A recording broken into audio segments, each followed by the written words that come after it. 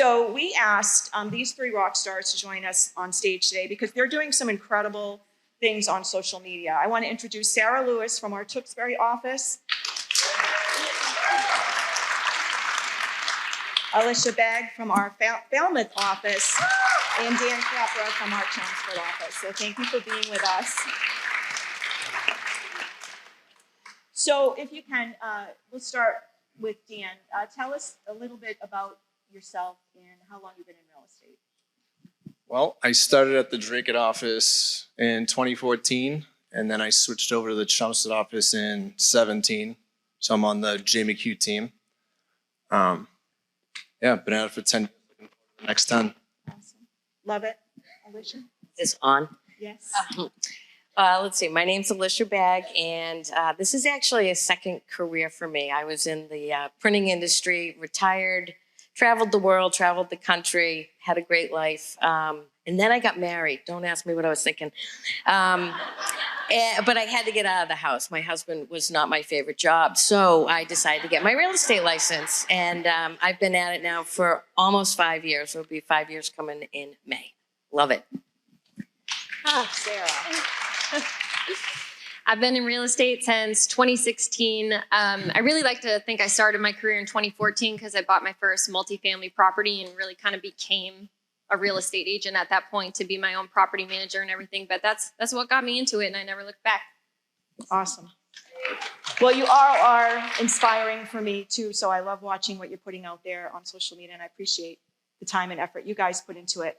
Dan, at what point did you begin using social media as a primary way to grow your business? Well, Jay was the one, as Tom was talking about the snowboard story, Jay was the one that pushed me over the edge, and it was a really embarrassing video. So it started at that point, and then, I tried to plan the video for the next week and was overthinking it, was stumbling over my words, and then, I'm going to pick a house, I'm going to go through it like I would with my buyer and do a live and post it and not even think about it. Can we share that now? I think we have. What, the embarrassing one? Yeah, not that specific video, but not to put you on the spot or anything. But we do have an example to show all of you some of the magic that Dan's been sharing. So while they're doing that, I mean, you must feel differently doing them now. I mean, there must have been a shift in your confidence the more videos that you've been putting out. Once I just started getting into the routine of doing it, this is my thing once a week. Pick a house, do the who, what, when, where, and that kind of guided me to build that confidence. Just go out and do the video. How do you pick the house? It's usually the ease of it, Okay. and good location. It has to be a deal. There's been a handful of times that I'd schedule the house, I'd get there, see it wasn't very great, and I'd still hop on the live and say, hey guys, I don't have a deal. All right, this is a better one because this is newer. Okay. Press play. Yep, that was one of the ones I screwed up, so I make it authentic. I had to redo it. Hey everybody, happy Friday, FAQ Friday. Wanted to switch this over to my phone, not my Bluetooth. It's a little better on the audio. Anyway, today's question is, will this house pass home inspection? This is a question I get quite a bit when walking through a property. And if we want to put it into plain terms, every house wouldn't pass a home inspection.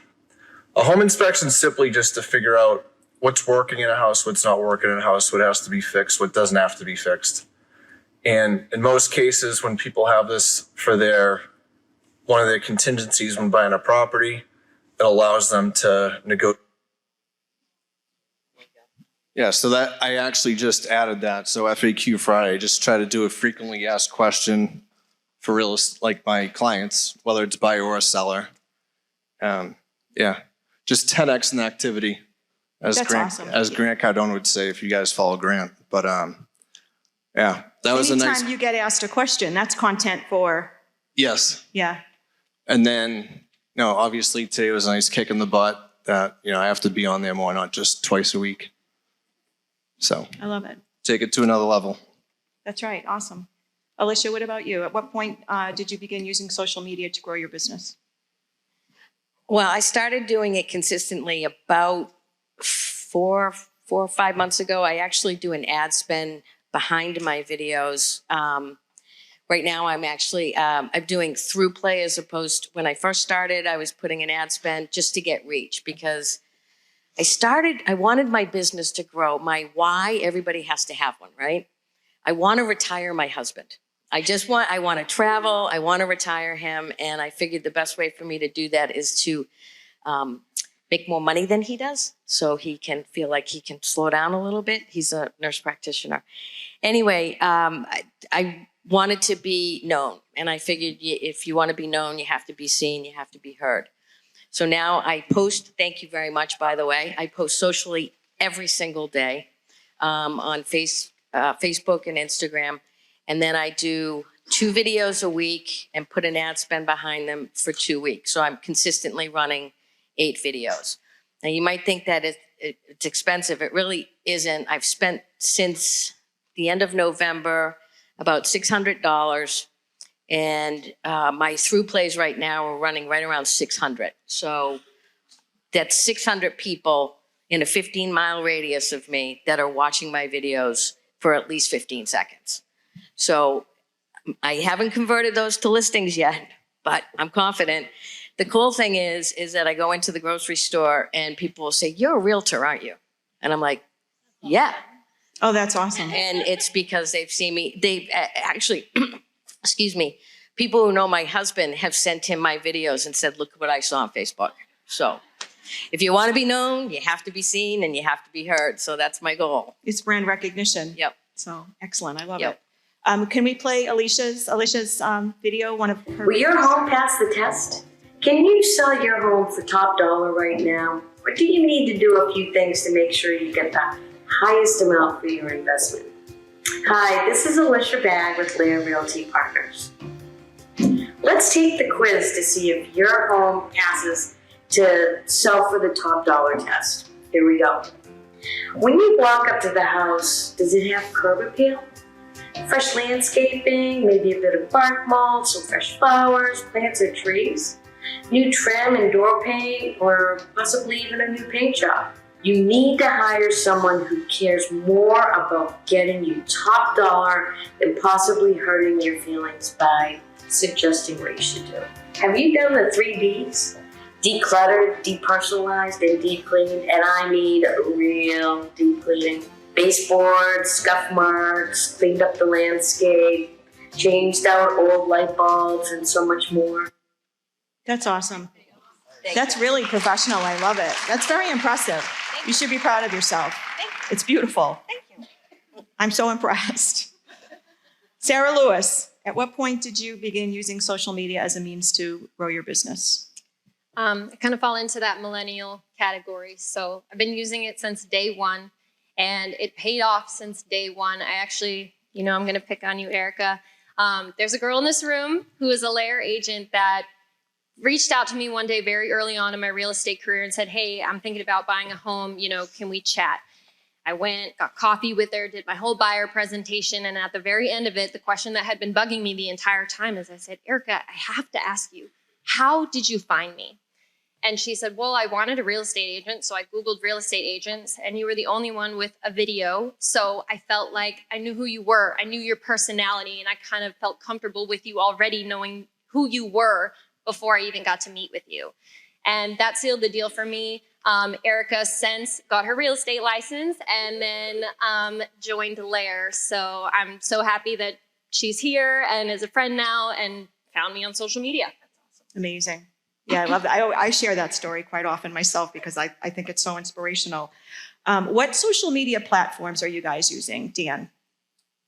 Well, it's Facebook Live primarily, but I'm starting to get into the Instagram Reels a little bit more too. And then sharing the Facebook videos, I'll download it to my laptop and then I'll post it on YouTube and then share it to LinkedIn. Okay. Awesome. So those Alicia? are probably the main ones.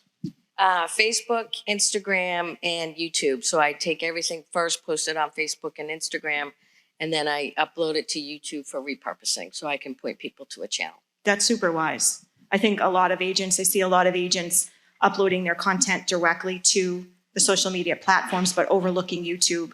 And I think YouTube is one of those platforms that are so important not to overlook because it's the #2 search engine in the world, only second to Google. So housing your content there is super wise. Sarah.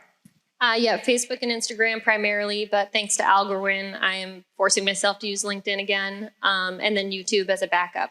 Love it. Can we show Sarah's reel? Their journey, and I'm here for moral support today. We're going to do the final walkthrough and then the closing, and then I have a couple surprises for them. So let's take a look. Okay, this is a little silly. I've never done this before, but I have a bow. Thank you, Sarah. A bow, and I'm going to put it on the house. I think Kyle and Michelle have earned it because they put up with all my filming. Okay, so you get to watch me struggle with this thing.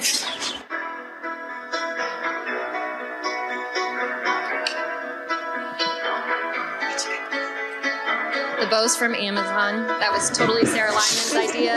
I'm happy. I love it, even though I can see those neighbors over there leaving for work, and they're like, congratulations, Kyle and Michelle, on your closing day. I'm so happy for you, and I wish you so many beautiful, wonderful memories here as you make Hudson your home. We just finished Kyle and Michelle's walkthrough, and everything looks great, so we're headed to closing, but I'm actually going to give you the key now. Thank you. Congratulations, guys. Thanks, Sarah. Big day. Yeah. Today is Kyle and Michelle's closing day. That was awesome. So what you didn't see was a complete start to finish of the transaction where Sarah had started discussing and sharing her feelings and thoughts about the initial buyer consultation, all the way through the showings, the accepted offer, the home inspection, the appraisal, the final, so you really took your viewers through a complete journey of what it was like to buy a home, and you got a testimonial as a result in that. Yeah, that was scary. I had no idea how that transaction was going to go. I really lucked out with it because day one after the buyer consultation, I immediately posted a video and was just like, hey, thanks guys for meeting with me. Her sister saw it on my Instagram, told her about it. Then she texted me and said, oh my God, saw your video. And I was like, was that okay? Yeah. She was okay with it. So I kept going and just did every part of the transaction. Luckily, they went under contract on the second house I showed them. So it was like a very nice, quick series. It could have dragged out for years. So that was a lucky one. But, just. Well, you had a bump in the transaction, though, too, which you honestly talked about. There was an appraisal issue. Appraisal issue. So it was real life. I mean, I can't make that up. So I think, as Tom Ferry said, just be your true self. I addressed there was an issue with the appraisal, and here's how we're handling it. And I think you just have to be honest, and that helps other buyers because that's a big question, right? What's going to happen with appraisals? So I send people now, that video's on YouTube, the whole string of their entire transaction. Every time I meet with a new buyer, go watch Kyle and Michelle's video. Only have like 4 subscribers, but you'll get there. You will get there 100%. What types of content do you share? Do you, and this is for, I guess, ultimately you say on Facebook, you have 2 different pages.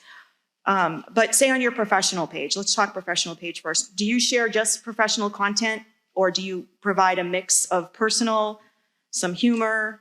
What do you share? Well, I kind of broke the rule with the business page. I don't really use it. So all my content goes to my personal page. Okay. So that's business and personal. Okay. So it's like going to a golf course, going to the beach. I do the dog pictures every once in a while. I think if you're not using a professional page, you should shut it down.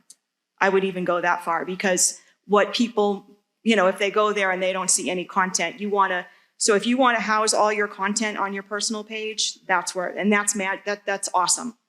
But just keep that consistent then. Yeah. And I know you do share yoga. You're a yoga guy. Too, yeah. Awesome. All right. Alicia, what about you? Primarily personal on personal, business on business. But I do like that real estate humor. So I do post a lot of that stuff on my business page. But I do keep the business page strictly so I can put the ad spend behind it, because you need a business page to do so. So, yeah. Awesome. Interesting. I find what Tom said today very impactful in regards to, he puts himself all out there. Yeah. he doesn't really have any rules about, business on business and personal on personal. I found that very interesting. And so I love that. Sarah, what about you?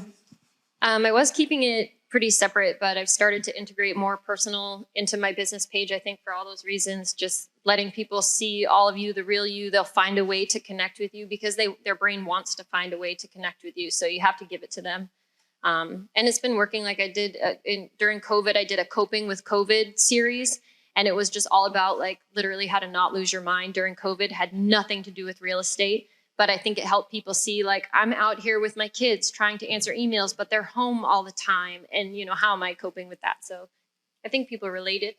I think relatability is such a huge thing for real estate agents, which is why, you'll start to see a shift in some of the content that I create for you. I know that it is very real estate focused, but I would love to start incorporating and will start incorporating some fun into the mix and some editable pieces that will help you make some pretty cool posts. So, all right. What type of real estate content are you sharing that is getting the most reactions? Is it polls? Is it market updates? Are they videos?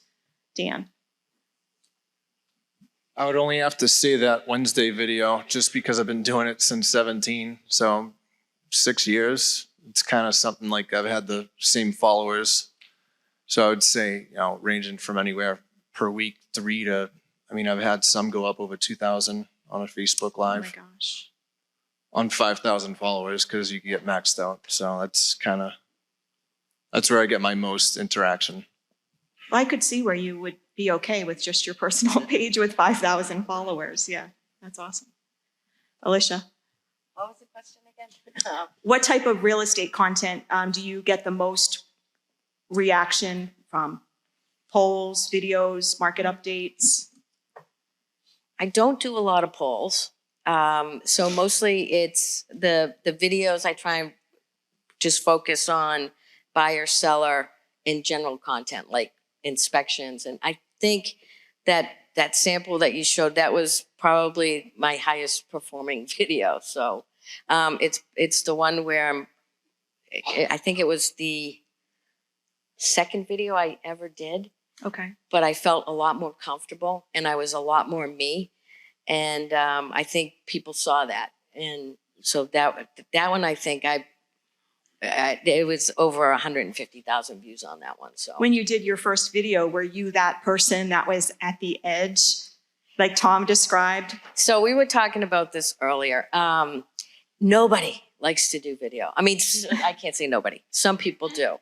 But just like most, you're fearful. You think you're too old, you're too young, you're too skinny, you're too fat, you're too, I have too many wrinkles. I don't like the way I look. I don't like the way I sound. But whoever you're talking to out there, that's who they see. So get over yourself and just be you. And then I was talking to some girls during lunch. One of the things that really, really helped me get over doing video was video texting. So I do at least 10 a day, every day. It takes me 10 minutes. I video text my database. I video text people that I see are having birthdays on Facebook. I video text other agents. I video text my, friends in Nashville or Florida or whatever. But you're there. It's so easy to do. It takes a minute and you get comfortable being in front of the camera and just videotaping yourself and becoming your more authentic self. So real simple. How many of you have received a video text and remember it? Right? It's something that it's different, right? It's something that sticks in your mind. I got a video text for my birthday one year and I just felt like so much more heartfelt. I loved it. It was awesome. So one thing I have to say is one of my first video texts ever, and I don't know if she'll remember this, but I received a gift from Stacy. And I opened it and I showed her and I said, look what just came in the mail. Oh my gosh. So that was one of my first. And I was so nervous. I'm like, what if she thinks I'm nuts? See, it's that same mindset. Oh, geez. But just get over yourself. It is true. Yep. It's not you, it's new. And that same voice, the voice that you hear on your recording is different than the voice you hear of yourself in your head, right? We can all relate to that. And that's the case but the voice that is on the recording is what people hear when they hear you. So it's not you and you're having that feeling, it's that it's new. And you want to learn to be gentle with yourself about that. Don't judge yourself because you might feel silly for not taking the leap into getting into video. But you'll feel so much better about yourself once you do. Like the LAER, the previews that I do for the month, the upcoming events happening in the month. The first time I did one, I had hives on my neck. Like I was a wreck. And then I'm thinking, I am literally sitting in a room by myself in front of a computer. What does this, who cares? And so now it's not a big deal to me, but it is true. Once you get through that hump, I would recommend giving yourself a break and not judging yourself for those feelings, but definitely embracing the growth mindset and the uncomfortable feelings that you have with it and just diving in, because the more videos you do, the more comfortable for sure that you'll be. Sarah. I think my best trending video was just something about crazy offer deadlines. It was like I booked a showing. The showing was at 3 p.m. I get a text from the listing agent, offer deadline 7 p.m. tonight. And I was just like, what? So I literally was on my way to the showing. I stopped, I parked my car, and I just went on Instagram and I'm like, great, this just happened. I have to do this. I'm not even gonna get home in time before I can write this offer. And I was like, kind of pissed. That video, it was like weeks ago, but it's still my top likes every day on Instagram. It's relatable. It's just like, this is the real life crap we're going through. I feel like people love the hilarity, but also frustration of it. Got a lot of haters, but like Tom Ferry said, engagement, I'll take it all day. Yeah, engagement's huge. Definitely respond to all of your comments, even those that upset you or you feel are a little unnerving. Raise, what's the saying? When they go low, we go high, or something like that. Just sort of like, yeah. So, so how did you overcome your fear of self-doubt, or your overall your self-doubt? And I know you were telling me backstage, share that if you would, and then any other, anything else you did to overcome any self-doubt about putting yourself there out on social media. Yeah, it was the pushing, like when you got pushed down the mountain on the snowboard, that was probably the best way. It's very cliche to say, but you just do it and just keep doing it. Because like you said, it's who they see on the screen is who they see in person. So nothing's going to change. Just get out and do the video. It does it like releases a veil. It takes the veil that existed between the consumer and yourself on social media. It gets lifted with video. You put so much more of a personal touch on yourself, and you remove any hesitance I would think that most people would have to reach out, which is why Erica reached out to you, Sarah. You remove that veil. And then everyone, when you bump into them in person, they always bring it up too. So it's like, people are watching. Yes. That's a good thing. Yes. I have Alicia. a 5-year-old. Oh, sorry. No, I already said basically it was the same thing. Just do it. I will say this though, if I get into video mode, I get one done and I feel like, oh, awesome, I can do it again.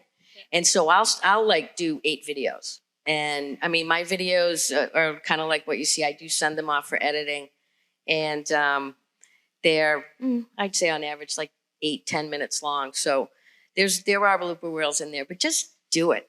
And once you get going, it's just so much fun. You put yourself into it, and it's just get over yourself and just do it. It is empowering.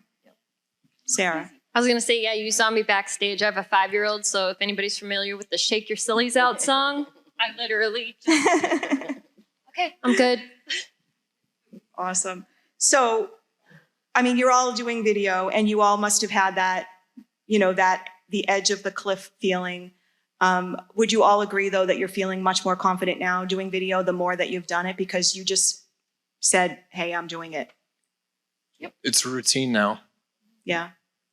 Are any of you out in the audience hesitant to put yourself out on video because you're just concerned about how you look, or maybe don't feel that you'll sound right, you don't like the way, so you just push it off, you just don't do it? I mean, I'm sure at some point we can all relate to that feeling, right? So again, from our panel, the word of encouragement is to just do it, as they say at Nike. But you as well too, Alicia, you said you're feeling more confident. Oh, absolutely. Yeah. I mean, the video texting alone. Microphone. Oh, sorry. The video texting alone. I do it every single day without fail. It's what I do first thing in the morning after I take my shower. Yeah, because I don't want to look that bad. But it literally it's 10 seconds, and I'd never even mention real estate. I don't say, hey, you know, I saw a house you might like. I just said, hey, thinking about you. It's been a while since we've talked. And I go through my database every single month. So I just pick 10 and 10 and 10, and I get the best responses back. I get, hey, you know what? We're coming down next weekend. Would you like to get together? Fantastic, you know? But if you do the video text, once you get over doing that, you're golden. It's just becomes so much easier, and it's tons of fun. So, yep. Sarah. I was just going to say, all the people that raise their hand that they're scared to do videos, maybe it's the lighting, but you guys are beautiful. So don't be afraid to get on that camera. Yep. I mean, Yep. A room full of beauties. That's what I say. yeah. Yeah. Beautiful. Absolutely.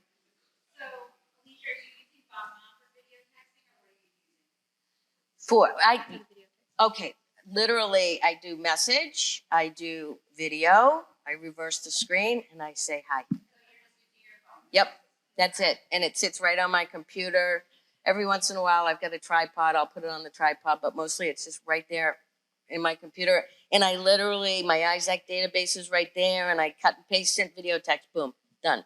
And that's how I go through my database. Yep.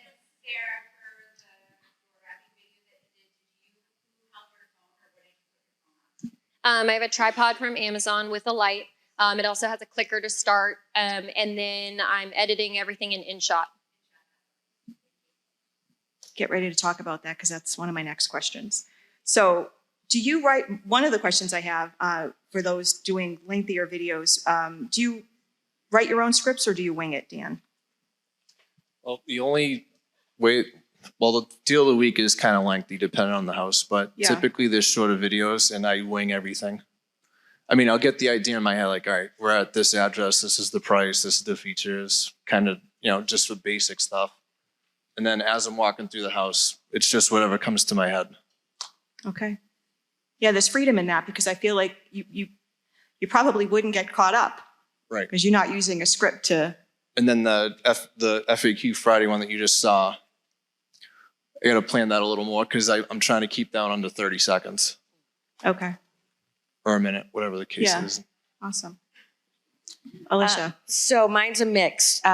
Video texting, obviously, no script. I do a market update every month. That I generally do on Zoom, and I share my screen. And then for that sample that we saw, that is definitely scripted.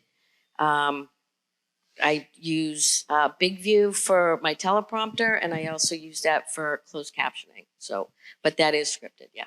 Nice. Sarah. No script, one and done. The more times I film myself, the worse I get. So you guys saw me and Renee up here. That's already posted. So that was just a off the cuff. I don't like to think about it too much. I appreciate that. Yeah, I do appreciate that. So my next question then is, what tools and apps are you guys using to make for a better social media experience overall? They could be apps, they could be hardcore tools, anything. Nothing. You are a man on the go. That's yeah. Yeah, it's all live. That's all And right. then, like I said, I download it to my laptop and then just blast it on everything else that I have. All right. I have a plethora. I have a green screen, a tripod, ring lights, microphone. I use my computer in Big View as my teleprompter and closed captioning. I do some video editing in Canva, and I use QR code generator for my QR codes, and sometimes Canva for QR codes. But, yeah. Sarah. Like I said, I do InShot. That's to edit the videos, slow them down, speed them up, clip some of the clips together, edit them, and voiceover. You can do that with InShot. I use Canva for wraps so that I can format the video to look good, whether it's in the grid view on Instagram or if it's in the whole phone reel view on Instagram, and also give them a wrap so that they are kind of branded, because I do a lot of the stories that follow, you know, and they overlap. So I want to have a wrap so people know which story they're following. For captions, I just use the Facebook Meta Suite, and then for scheduling, I do the Facebook Meta, and now LinkedIn has scheduling feature, but it's pretty basic. So it's easy to get off track with social media. I feel like it's such, you can go down a rabbit hole in social media. You can have the best intents to build your business, sitting down with your tea or your latte, as I like to, in the morning with all best intentions to build your business. And then you're down this rabbit hole of shopping and whatever. So what disciplines, if any, do you follow to make sure that you are interacting and being very mindful with your time on social media? I'd say on Facebook, I think the most important one is the birthdays. So my notifications, I'll make sure, like first thing in the morning, I'll do my birthdays and then kind of wing it throughout the day. But I know for a fact I'm doing my deal of the week Wednesday and then the FAQ Friday. And then if I can sprinkle different things in throughout the week, just kind of spontaneous. Nice. Good. Okay. Alicia? I can go so quickly down that rabbit hole. It's not even funny. I use Pomodoro. So anyone know what the Pomodoro is? No? Mm-mm. Really? Oh, please tell us. Oh, I shall share. It's a great time management tool. So I calendar out my day. I have habitual routines because consistency is key. I found out if you're not consistent, something will get in the way.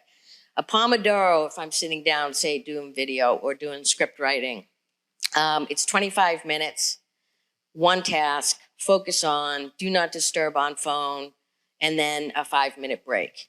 So that's one session. You do that 4 times, get 2 hours. It's amazing what you will get done. And that's one full Pomodoro. So that's what I use to keep on track. And I'm very consistent with that. I love that. Is it free or? Oh, yeah. Pomodoro? Yeah. Let's see, 25 minutes. Yep, that's free. Okay. And then 5 minutes. Mm-hmm. Okay. Yep, that's free too. I actually use, there's an app on, I use my watch is set up in 25-minute and 5-minute increments. And then there's an app that's free called Flow. And that's actually a full Pomodoro. So it gives you 25 minutes, it will ding. Then it's 5 minutes, it will ding. Oh, I And get then, it. All right. so that's one full Pomodoro. So it's basically 2 hours. Okay. Sarah? Every Monday, I sit down and I take the LAER emails that we get for social media marketing, and I go through and I schedule all those. Every Tuesday, I have a time block for filming for one of my businesses. So real estate happens to be every other Tuesday, but go in and just record content and then the post it that day. So I have Monday I'm posting, Tuesday I'm posting, and then a lot of the stuff is just off the cuff as it happens because I feel much more authentic as I'm doing that. So that's not really a scheduled thing. That's just as something comes up in life that I think is ridiculous or silly that I want to share. All right. And who are you guys following, reading, listening to, following that is inspiration to you? And does their content and help provide you with inspiration to stay more consistent with your social media? I started listening to podcasts recently. I started listening to Ed Milet, Grant Cardone. Mm-hmm. Who else? Bradley. I don't know. Does everyone know these people are? Yeah, Grant Cardone. Yeah. Those are like the top 3 that I listen to. And Brandley? Bradley. Oh, okay. Brad, L-E-A. Oh, okay. Yep. Okay. Awesome. Just kind of, you're consistent. Nice. Good content too. Good. Alicia? I don't really follow anybody for the social media aspect of it, but there's quite a few people that I do follow for mindset because that's key to anything that I do. Gap in the Gain, so Ben Hardy, Tony Robbins, I love Tony Robbins, Dean Graziosi, Grant Cardone, just to name a few. Nice. Thank you, Sarah. That are in this room. Sarah Lyman, Bridget Diorio, Erica Pezente. Those are some inspiration for me. Hannah, the property geek. I think she's out of Minnesota, don't you know? And she's such a nerd, but she's so awesome with her content. So yeah, just some people off of Instagram. Awesome. Any funny stories or impactful stories, either way, that you want to share about your content? You saw my blooper on the video they just showed. Yeah. And then, like I said, that if you guys want to follow me on Facebook, the first video I ever posted, not good. I still posted it anyway, but. I think I always say that's super empowering, though, knowing, that there's stutters, there's mix-ups, there's mess-ups, but you still post it. And I think more people relate to that than your actual message. Wrong address, wrong town. That's awesome. Way to make an impact, right? Yeah. No, done for you, Alicia? The rookie mistake. I recorded a whole video without actually pressing the. Yeah. So that was a waste of 15 minutes that I couldn't get back. No, I mean, no, just. Well, you include some of your bloopers in your videos. Never get rid of your videos. Never. Yeah. Just keep them. Because even if you take the first one to the 20th one, and you can see how you've changed or improved or how much more relaxed you got. And I definitely have some blooper reels, but those right now are for my eyes only. So not sharing. All right. Sarah? I just did a segment with CMG Loans. You can see it's pinned to the top of my Instagram, and Bridget was there. One of the lenders, as I was filming with him, we were talking about how people don't have 9-to-5 jobs anymore. So I was like, oh well, yeah, well, like old generations, like your generation. And then as soon as I said it, and the camera was on, so their videographer recorded that whole segment, and I just called the lender old. He forgave me, I think, but I thought the video was great, so. because you didn't see the bloopers. I didn't see that part. No, I didn't see that part. Sorry. Any advice for agents who are struggling and on the fence about just taking the dive and the leap and getting into social media, videos and all that? Just do it. I mean, I think that's the common kind of consensus. Yeah, for real. And just remember that feeling of being uncomfortable means you're growing. And the great thing, the graphic today from Tom was he called it, the J curve? I love that. I mean, that's everything. It says everything really about growth and even expectations. You expect to just keep going straight up, but that's not ever how it is. So anyway, thank you all for joining us. You are an inspiration to me and to everybody.